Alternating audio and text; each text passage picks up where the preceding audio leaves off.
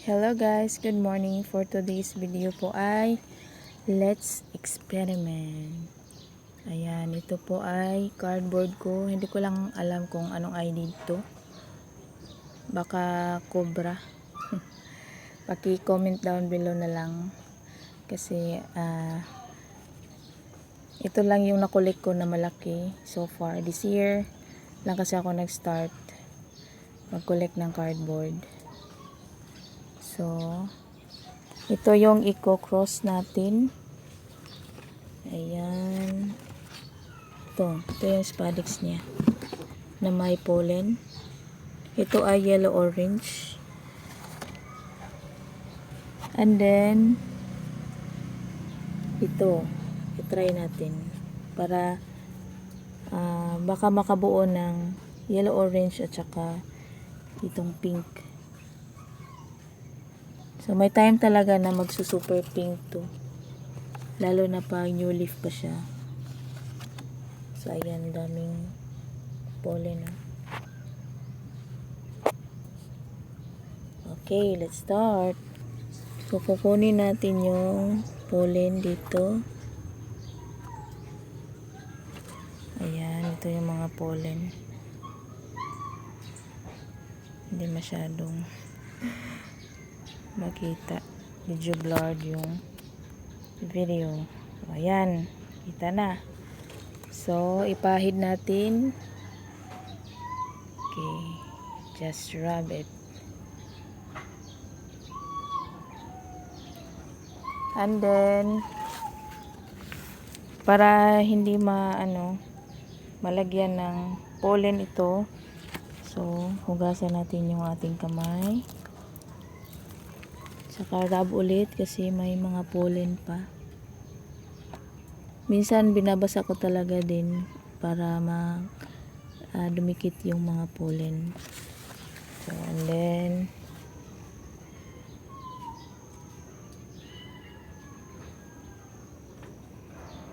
para hindi mag-mix-mix din kasi may pollen siya. So, pag narab mo ulit dito, baka makross. So, ang gusto ko lang kasi, yun lang ang may kulay. Ito, ayaw ko munang ma-cross sa cardboard. Tugasan natin ulit yung ating kamay kasi dito na naman tayo kukuha ng pollen. Ang dami. So, ito yung first experiment ko sa cardboard. Ayan.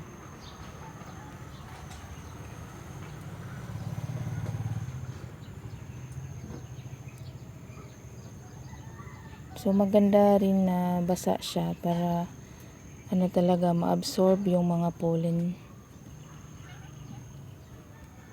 sa kanyang spadix. Okay. So, isa pa lang yung kanyang bulaklak.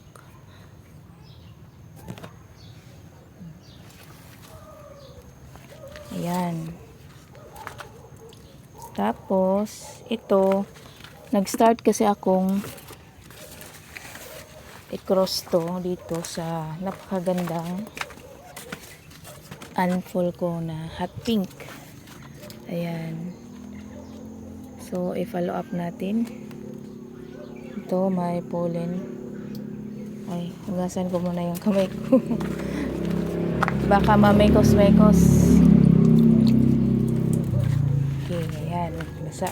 At saka, wala nang pollen yan. So, kukuha tayo ng pollen dito.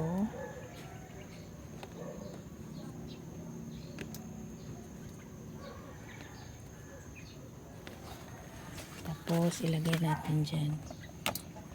So, sure tayo na ito lang yung na-cross ko na unfold, yung hot pink.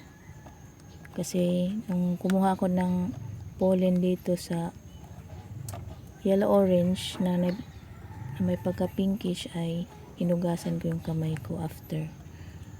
Noong nirab ko sa cardboard. So, ayan. Abang-abang na lang tayo. So, ito ay ano talaga, hindi to na cross. Kasi gustong gusto ko yung kulay niya. Sabi nila, maganda rin yung mga babies kaysa mother. Abangan na lang natin.